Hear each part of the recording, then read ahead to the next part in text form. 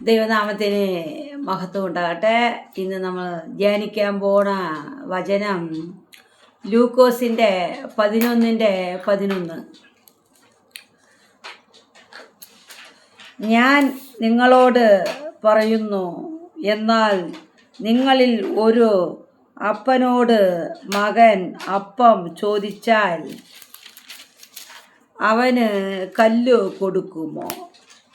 അല്ല, മീൻ ചോദിച്ചാൽ മീനിനു പകരം പാമ്പിനെ കൊടുക്കുമോ? മുട്ട ചോദിച്ചാൽ തേളിനെ കൊടുക്കുമോ?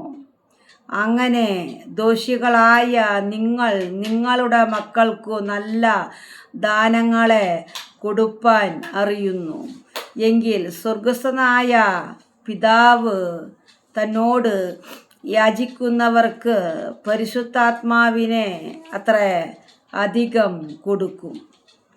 ഹല്ലേലൂയ. സ്തോത്രം, സ്തോത്രം, സ്തോത്രം, സ്തോത്രം.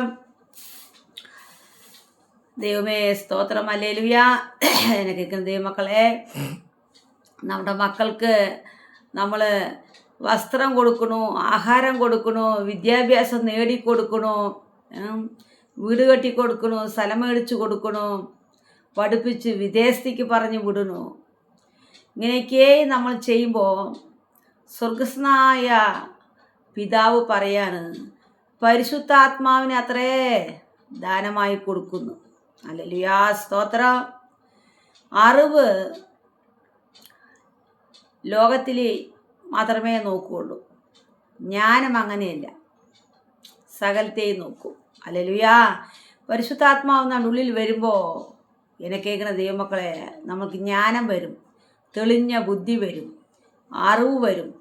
നമ്മൾ സകലത്തെയും പരിശോധിച്ച് നോക്കും, ആരാഞ്ഞ് പരിശോധിച്ച് നോക്കും. ഹല്ലേലൂയ. അപ്പോൾ ദൈവത്തോട് നമ്മൾ യാചിക്കുമ്പോൾ, അപേക്ഷിക്കുമ്പോൾ ദൈവം നമ്മൾക്ക് ആദ്യം തരുന്നത് ജ്ഞാനത്തെ, പരിശുദ്ധാത്മാവിനെ. പരിശുദ്ധാത്മാവ് നമ്മളിൽ വന്നു കഴിഞ്ഞാൽ നമുക്ക് സകലതും മനസ്സിലാവും. പരിശുദ്ധാത്മാവ് മനസ്സിലാക്കി തരും.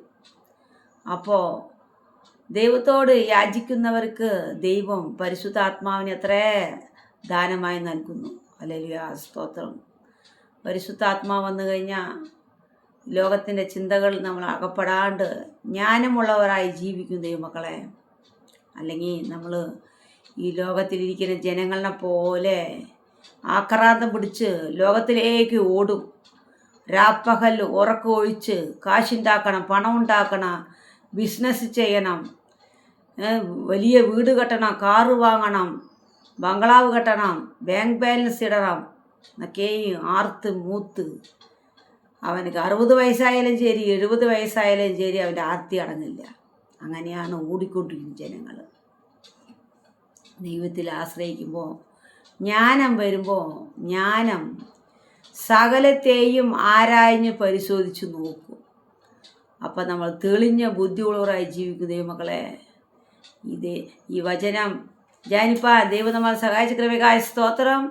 നമ്മളെല്ലാവരും ദൈവം അനുഗ്രഹിക്കട്ടെ എന്ന് പ്രാർത്ഥിക്കുകയാണ്. ആമേൻ.